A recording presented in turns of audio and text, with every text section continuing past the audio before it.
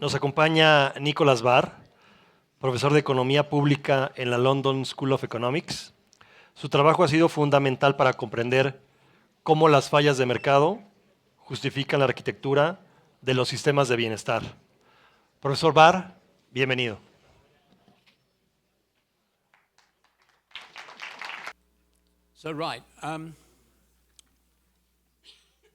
My talk in many ways follows on from Peter. As you said, this is work we've been doing together for a long time.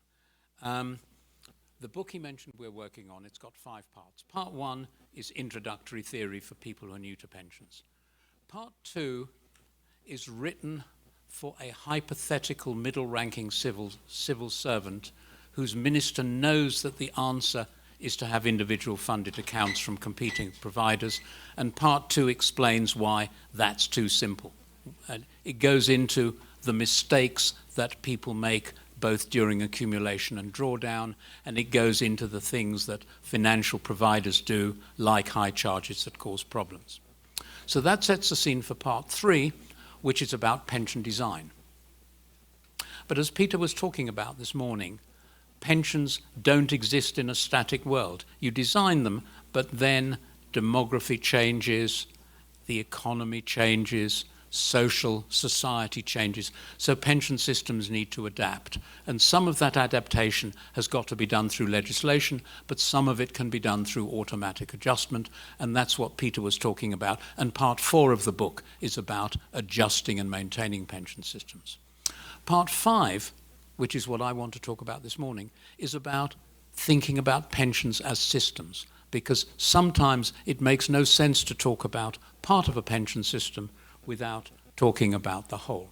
So it's important to distinguish between pension systems and the different elements of pension systems, which Peter and I refer to as pension plans. And since pensions have multiple objectives, a well-designed system generally has multiple plans in it. So the simplest system would be something of the sort that they have in Chile or New Zealand, where you've got tax-financed non-contributory pensions and superimposed on that individual funded accounts. So my central message is to avoid the common error of tunnel vision in pension analysis. In other words, obsessing on one bit of the pension system, forgetting about the rest.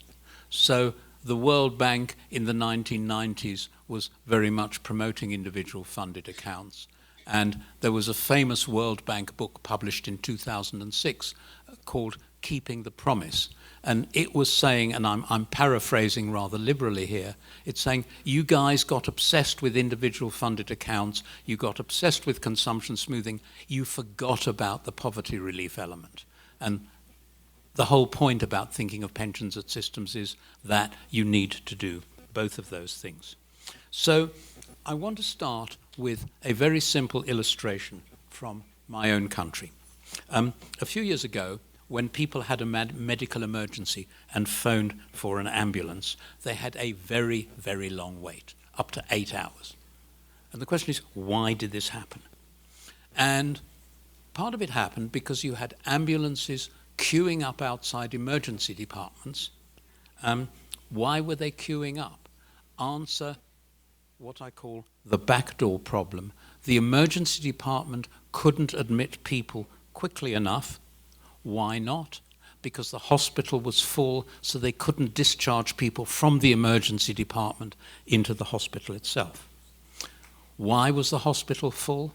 Answer, there were people in the hospital who were well enough to be discharged into social care in the community, but there wasn't enough social care. So that was the backdoor problem. But then there's the front door problem. People were unable to get to see their family doctor. So either they went to the emergency department or they phoned a National Health Service helpline where there was an algorithm used by call handlers, and like any well-designed algorithm, it erred on the side of caution. So it sent too many people to the emergency department. So emergency departments were swamped, and more and more people went there. So what did the government do? It bought more ambulances, which exactly misses the point. If you think of it as a system, the way you needed to fix the problem was to expand the capacity of social care and expand the capacity of family doctors. And that's a graphic illustration of what I want to talk about today in the context of pensions. I'm going to give 5 examples of why pensions, why one should be thinking of pensions in terms of systems. And then in the second part of my talk, I'm going to talk about some different countries which have very different systems, some of which Peter mentioned parts of, but I want to talk about them as a system, as a whole. So the first point is that, reason 1, a pension system has to fill multiple objectives. Individual objectives include consumption smoothing and insurance. Governments often have additional objectives, poverty relief obviously being one of them, but governments may well have redistributive objectives wider than poverty relief. And then governments have wider objectives. Pensions have incentive effects that governments need to worry about. There's risk sharing, which Peter mentioned, and there's intergenerational distribution. So,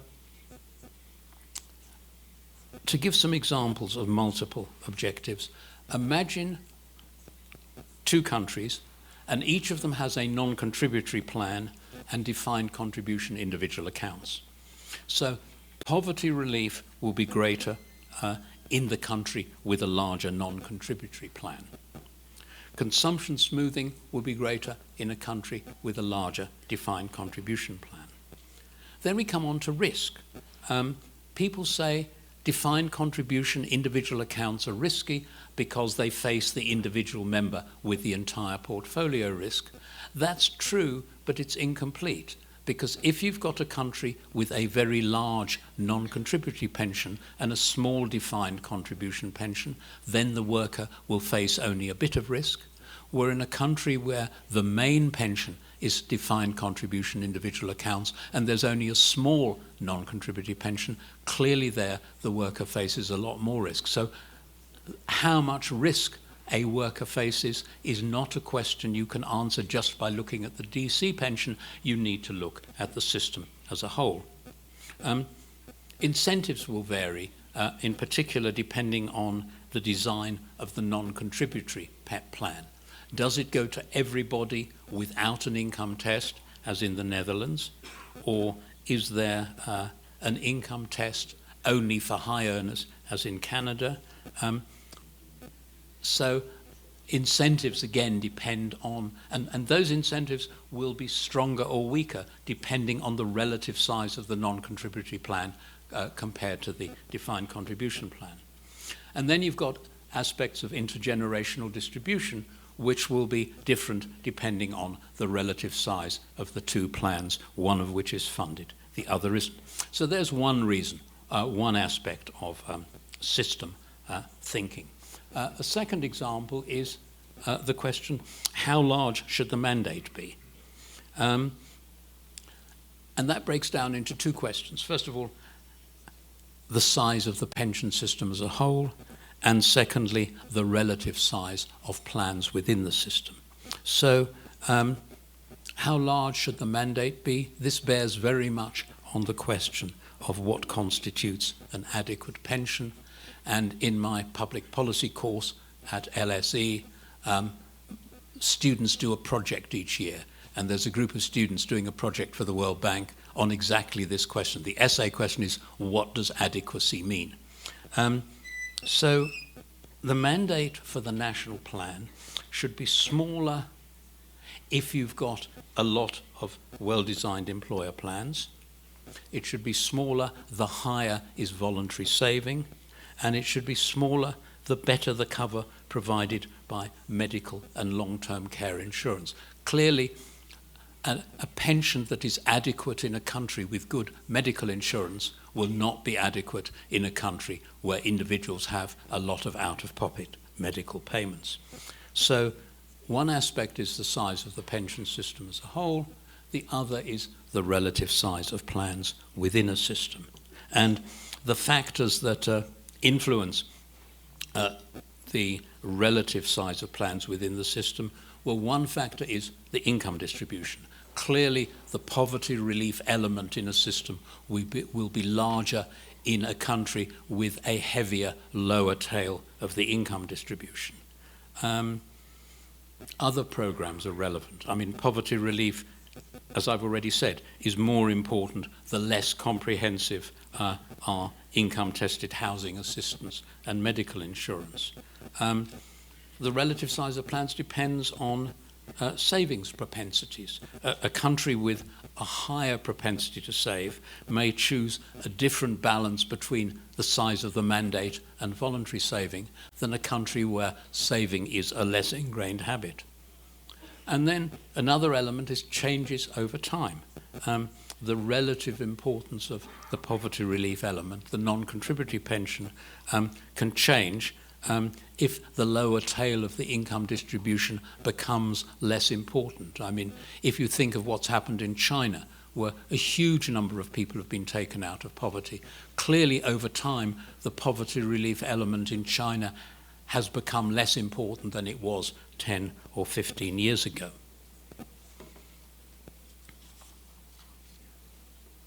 So, how large a mandate is the second question that it's worth asking, looking at things in terms of a system. The third question is, what should earliest pension age be?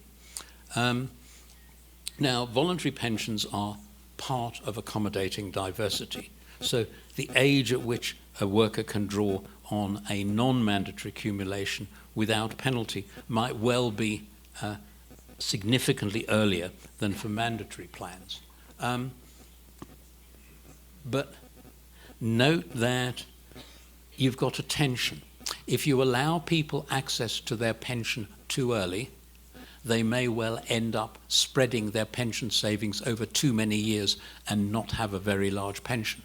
On the other hand, if you say you can't access it till a later age, people might be less likely to make voluntary savings. So you've got a balance issue there. So what earliest pension age? A separate question then is, do you allow workers access to their pension saving before earliest pension age? And there we need to separate what you do with mandatory plans and with voluntary plans. So should a worker have access before earliest pension age? Most countries say yes if there is a genuine long-run disability. But the wider question is, should people be allowed to access their pension savings to buy a house? I mean, in Singapore, people can take money out to buy a house or for education expenses or for health expenses. During COVID-19, there was pressure to allow early access, and I think that was very bad policy. Essentially, governments were saying to people, you can finance yourself during COVID by drawing on your own saving, and that will save us having to raise taxes in order to support you. So essentially, the government was avoiding having to raise taxes, but at the expense of people's future pensions. And for that reason, the OECD warned against early access in the context of the pandemic. But quite a few countries did, including Chile, Peru, Australia, and the US allowed at least some early access. The problem is, the greater the more you allow people early access to their saving, the greater, essentially, the weaker the mandate and the smaller are subsequent pensions. So there's a strong, I think one's got to be very cautious about allowing people access to their pension savings in a mandatory plan. Voluntary plan's rather different. There's a case there for allowing more flexibility, but you've got a nasty balance issue. If you say to people, yes, you can have early access, then you risk the fact that more people will take out more money and have inadequate pensions. On the other hand, If you are more stringent and you say, no, we're going to make it difficult for you to draw money out, then more people might not make voluntary pension saving. I mean, if I'm in the position where if I put money in when I'm 35 and don't think I'll be able to access till I'm 70, with no way of getting access to it earlier, I might be less reluctant. I might be more reluctant to save in a pension plan. So that was the third aspect. What earliest pension age?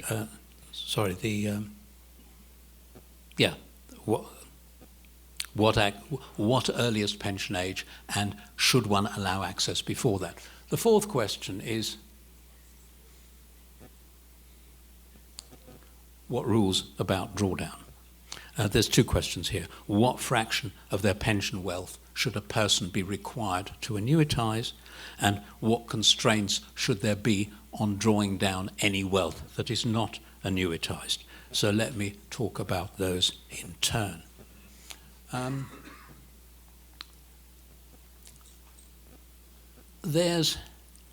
We all have a pretty good idea of what a good system of accumulation looks like.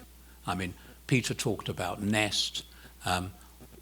Canada Pension Plan is a national defined benefit plan that's partially funded. The Netherlands has got fully funded industry plans.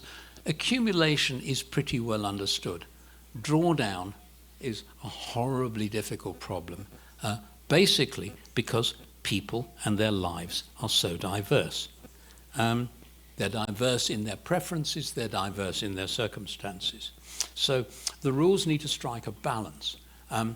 If you require people to annuitize too little, then that risks poverty if people outlive their savings. On the other hand, if you force them to annuitize too much, then that prevents them using some of their pension savings for other purposes. For example, a lot of people, when a person retires, may want to spend quite a lot of money on the world trip that they've always dreamt of doing. If, as in Sweden, you say to people, you must annuitize the whole lot, 100% annuitization, you may deny people the liquidity to do that. Similarly, there is a pattern of consumption that you consume as right after retirement, then your consumption starts to fall as you get less active and you do fewer foreign trips. But then it can spike upwards if you need long-term care. So if you force people to annuitize too much, you deny them the liquidity they may want for other purposes, and they may have bequest motives. They may want to help their grandchildren or leave money to the next generation. So the fraction of pension wealth that a person should convert into an annuity, it depends on individual preferences. If you're risk averse, then you're more worried about running out of money, so you will annuitize more, and vice versa. If you worry about your partner's, your husband or wife's pension, if you die first, then you're more likely to take out a joint life annuity. I've already mentioned individual bequest preferences, but there's also a system element to this. So this is back to the system aspect, that optimal annuitization is larger where there's good medical and long-term care insurance. So if you can rely on good medical insurance, then you don't need to keep wealth, non-annuitized wealth, to one side in case you have large medical expenditures.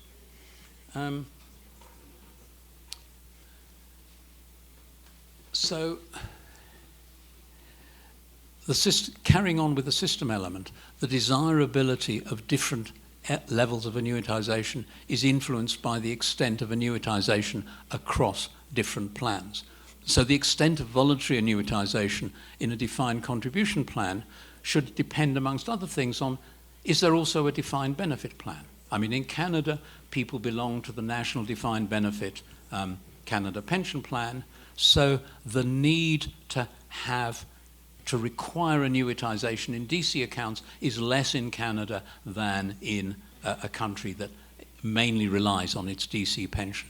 And I'm not going to name names here, but there is a world-famous economist that you would all have heard of who had a very good occupational defined benefit pension. And he took up the offer, which was legal in Britain, of, say, forget about the pension, just give me a large capital sum. And he was entirely right to do so because this person has a partner with a generous defined benefit pension, and they thought they could do better by not annuitizing, which illustrates the point about diversity. People have different preferences, different circumstances, so it's a much more difficult question. And if any of you have the answers, please give it to Peter and me. We will acknowledge you with gratitude. So that's annuitization. What about the drawdown of non-annuitized wealth? Some countries limit the size of drawdown to protect a person's future benefit and sometimes include a minimum withdrawal.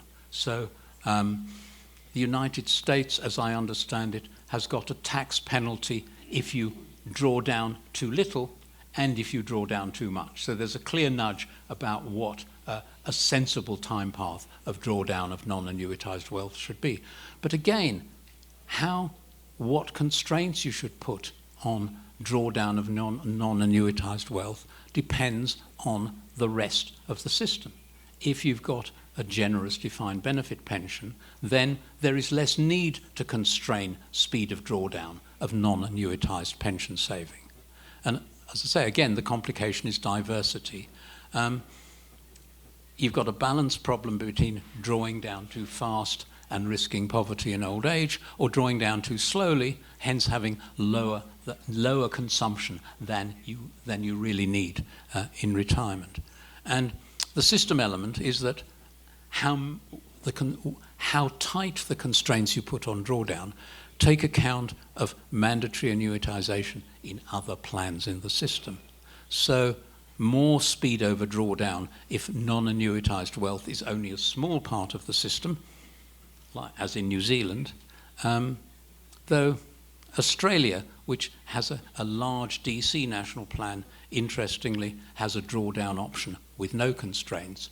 And in a very bad reform in the UK in 2014, our then finance minister, note finance minister, not pensions minister, said to people, up to now you've had to annuitize at least 75% of your accumulation. We're getting rid of that. You don't have to annuitize. And there could be sensible arguments for that. But he then said, and you can draw down as fast as you like. And for me, giving people freedom to draw down as fast as they like when you don't have a generous defined benefit pension is really bad design. The finance minister's name is George Osborne, and if I had a lot more time than I do, I would like to write a book called The 37 Deadly Sins of George Osborne, because he didn't just damage pensions. Don't get me started.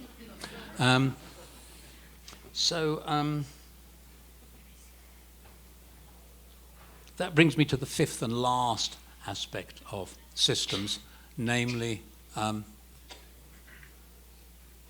is it the last one? Yeah. Funding, cross-cohort distribution, and national output. So there's two aspects to funding that I want to talk about. One is the effect on intergenerational distribution. The other is the effect of funding on national output. So funding and intergenerational distribution, this picks up one of Peter's slides this morning. The US built up temporary funding in order to sort of smooth, essentially tax smoothing as the baby boomers retired. And spending on pensions is now drawing down that surplus, and according to the most recent projections, the Social Security Trust Fund is going to go into deficit in 6 years' time. And you can bet a heavy sum that in about 4 or 5 years' time, the US Congress is going to get very busy trying to reform the system, because the US rule, as Peter says, is the Social Security Trust Fund can't go into deficit. It's not allowed to borrow. So if there's a projected deficit, the only way you can avoid overspending is you simply cut benefits. And if the deficit is 20%, then in 2032, you need to cut US pensions by 25%. Now, that was set as to make, essentially to force future legislators to grapple with the issue. But what it means is governments always ignore the issue until it becomes critical, and then they act in an emergency, which doesn't seem to me very good design. Whereas in contrast, as Peter was talking about, the Canada Pension Plan realized in the face of the baby boomers that in the interests of intergenerational fairness, it should make the baby boomers pay somewhat more. So they've built up a permanent funded element in their base Canada Pension Plan, which reckons to pay about 25% of benefits from the funded element. And as Peter said, there is a new element which enlarges the pension system called the enhanced element, and that one is 100% fully funded. So this is a national DB plan, one part of which is 25% funded, the other is fully funded.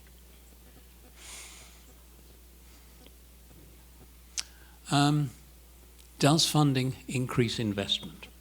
The system element is that an increase in mandatory pension saving may be offset wholly or in part by a decline in voluntary saving by individuals or by increased borrowing by government. So if the pension mandate increases mandatory pension savings by $1 billion, if people reduce their voluntary saving by $1 billion, you've got no extra saving and you will have no extra investment. And that's very much a system element. So returning to the temporary surplus in the US Social Security Trust Fund, there's two possible outcomes or a mix. One is that the surplus represented an increase in national saving, which in principle led to increased investment and hence increased output, which is helpful. Or the surplus could just have financed additional deficit spending by government, either on public consumption or on transfers to the public that the public used for consumption. And that diminishes or eliminates the direct effect on capital accumulation. Now, there is an underlying question, which is, does funding increase output? And I'm going to go quickly through a very simple parable because it makes a very important point. Supposing you've got an economy which has got one commodity, it's food, and food grows on top of tall trees and only young people can climb to collect it, and it's perishable so that it can't be stored. So in that world, retirees can consume only what young people harvest and share with them. And the young share in this model, hoping that the next generation will do the same for them. So that's case one. Case two, you've now got two commodities, food and cowrie shells. So today's young people harvest a bit less food for themselves in order to free time to collect cowrie shells to exchange for food after they've retired. And today's young accept the cowrie shells as payment in order to exchange them for food when they've retired. Case three, again two commodities, food and ladders. So young people, again, spend less time harvesting food for themselves, but use the free time to build ladders. Now, ladders are a productive asset, not just a store of value. It means young people can climb up trees faster and harvest more food. And when they're old, they let the younger workers use the ladders, making the workers more productive, hence allowing a larger harvest, and the young share the larger harvest in exchange for use of the ladders. So now what happens with population aging? Supposing that life expectancy increases and nothing else changes. So in case one, the number of workers doesn't change, technology doesn't change. So you get an unchanged chocolate harvest. But if people are living longer, you've got more people to feed. So that means either workers get less, or pensioners get less, or both get less. Case two, same thing. Again, output remains unchanged. You've got the same number of workers and the same technology. The larger, older generation, remember, people are living longer, so there's more pensioners, will try to protect their consumption by spending cowrie shells. But if you've got a large, older generation, all with cowrie shells, trying to buy a fixed output of a fixed harvest, what's going to happen? Answer, too much money chasing too few goods, you get price inflation. So again, workers and pensioners have to consume less. Whereas in case three, because of the ladders, output rises. And if it rises enough, then average consumption doesn't have to fall, so that neither workers nor pensioners have to consume less. And this leads to a hugely important conclusion. Funded pensions are not, when I say funded pensions on their own are useless, they do nothing. The point is, funded pensions matter only if they increase productive investment, leading to an increase in output. So when people say funded pensions help to deal with population aging, that's true only if funded pensions lead to more productive investment. And that's, I think, a very important conclusion. So let me now turn to some policy examples of pension systems. The main message is many ways to skin a cat. Apologies to the translators. I don't know if there's a Spanish equivalent to that, but you know, a given task can be done in many different ways. So here are examples of some very different, good but not perfect pension systems. So New Zealand has got a non-contributory pension with an age and residence test. Everyone who meets the age and residence test gets the full pension. There's no income test or pension test or wealth tax, but it's subject to ordinary income tax. And alongside that, there is KiwiSaver, a set of individual funded accounts. They're regulated. Pension age is the same as in the non-contributory benefit. And then you've got voluntary individual pensions. Netherlands, very different system. You've got the non-contributory pension that Peter mentioned this morning. There's an age test. There's a stringent residence test. You get the full Netherlands pension only if you've worked in the Netherlands for 50 years. If you've worked, say, for only half of that, then you get half of the pension. But everybody gets it who meets the residence and age test. There's no income, pension, or wealth test, but again, subject to income test, income tax. Then you've got fully funded in industry plans. They wear defined benefit. They've been moving steadily towards defined contribution, and from 2028 they're all going to be DC. So you've got a single fund for each plan, so collective investment. They're heavily regulated, and again you've got voluntary individual accounts. Canada comes up a lot. Canada does very good things in the pensions world. I'm going to talk about their national plan here, but I've got a later slide on one of their provincial plans. So you've got the non-contributory pension, old age security. It's subject to an age and residence test. It's subject to an income test, but the last time I looked, it screened out only the wealthiest of Canadians. So most Canadians get the full old age security benefit, but the very best off get only part of it, and the very best off don't get any of it. And alongside that, there is the Canada Pension Plan, the base plan that's partially funded that I talked about, and the enhanced benefit, which is the fully funded plan. Pension age, normal pension age is 65, earliest pension age is 60. if you retire at 60, you get a lower benefit than at 65. Peter talked about the complexities of what sort of actuarial reduction one should or should not give for early retirement. And there's an increased benefit for a delayed start up to age 70. I sometimes wonder why there has to be an upper age limit. I mean, there isn't in the UK.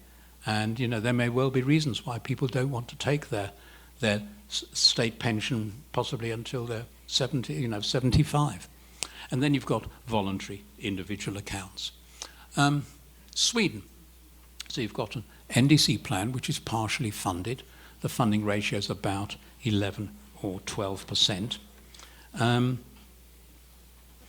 You've got a minimum pension guarantee. In other words, if somebody's NDC pension is below a given level, you get it topped up to that level. And that's, if you like, a tax-financed non-contributory pension, but subject to a pension test. So it's tested against the NDC pension. Earliest pension age, 65, rising to 66. And alongside the NDC pension and the minimum pension guarantee, you've got occupational pensions that are now mostly DC.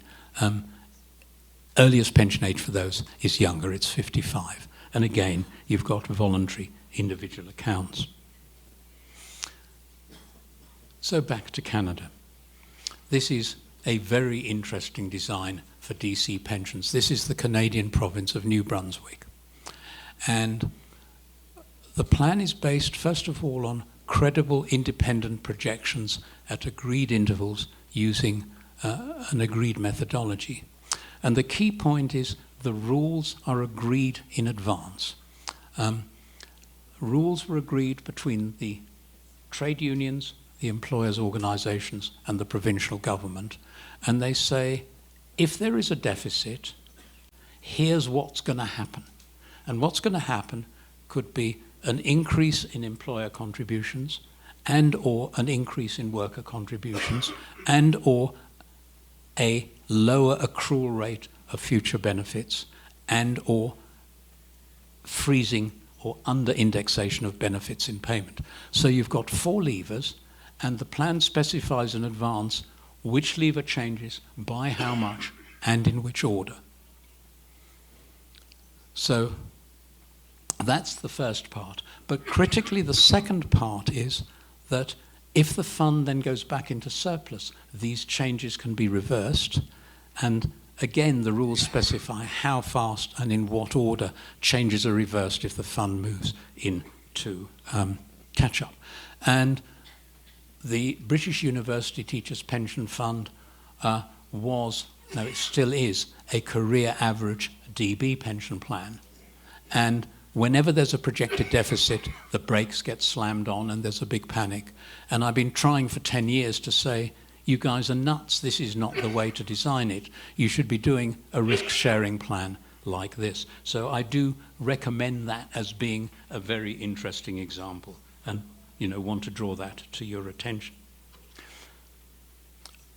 Last thing before I get to my conclusion, this is very brief. This is looking at pension systems at different levels of economic development. And as the slide says, they're illustrations. They should absolutely not be taken as a template. So this is not saying, here's what you've got to do if you're a lower income country. It's saying, here's the sorts of things you ought to be thinking about. So in a low income country, choice is obviously going to be highly constrained both by fiscal and institutional capacity. And low-income countries might not have the capacity to administer an income test. If you've got a high degree of informality, income testing is hard, if not impossible. So the first element in the pension system in very poor countries with very limited institutional capacity is through family or charitable organisations or local government.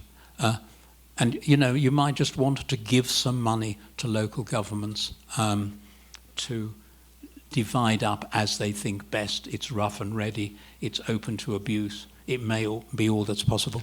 Or you might be able to have a national system that targets benefits by age. So that's the first element. The second element is that if you don't have the fiscal and institutional capacity, then a mandatory contributory plan should generally be something one thinks about for the future rather than for the present. There's always room for voluntary plans, but they need to be regulated, and given fiscal constraints, at least in low-income countries, they shouldn't receive any tax concessions. Middle-income countries, well, you start to relax the constraints. You can have a non-contributory tax-financed pension or a simple contributory pay-as-you-go pension, for example, one that pays a flat-rate benefit based on years of contribution. The second element could be a publicly organised earnings-related defined benefit pension, or possibly an NDC pension. Or you could have a defined contribution pension through some sort of collective fund, like a provident fund, as in Malaysia or Singapore. And again, there's room for voluntary DC pensions, either at the level of the firm or the industry. Regulation is important. If you do have tax advantages for pension savings, one needs to make sure that they're not too regressive. Developed country, well, all options are open, and this one lists the sorts of things that are possible, and they're the sorts of things that Peter and I have been talking about today.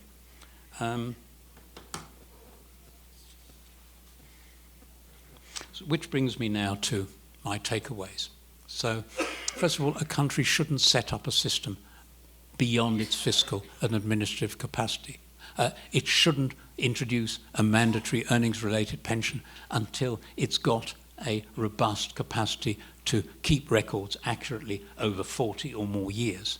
And it shouldn't introduce individual funded accounts until it can regulate investment, accumulation and annuitization. And I didn't put it in the slide, but it shouldn't be introducing funded pensions if it doesn't have the fiscal capacity to finance the transition. Obviously, options wider with greater fiscal and institutional capacity, but it's not the case that the higher the fiscal and institutional capacity, the more complex the pension system necessarily has to be. New Zealand, as I've said, has got a very simple system of a non-contributory basic pension and simple individual funded accounts. So last slide, basic conclusion, don't just look at a pension plan, look at the entire pension system. But don't just look at the pension system, look at it in its wider context, because it's often a mistake to analyse a pension plan in isolation. For many purposes, the question, is this a good plan, needs to be assessed not only as a plan in isolation, but in terms of the other plans in the pension system, factors outside the pension system, such as the quality of coverage or the absence of coverage of medical insurance and long-term care insurance. And what makes it more complicated is there's wide variation across pensioners in the costs of providing medical care or long-term care. So let me leave it there. I have just about stuck to my 45 minutes. Thank you for your attention, and we look forward to the rest of the conference. Thank you very much.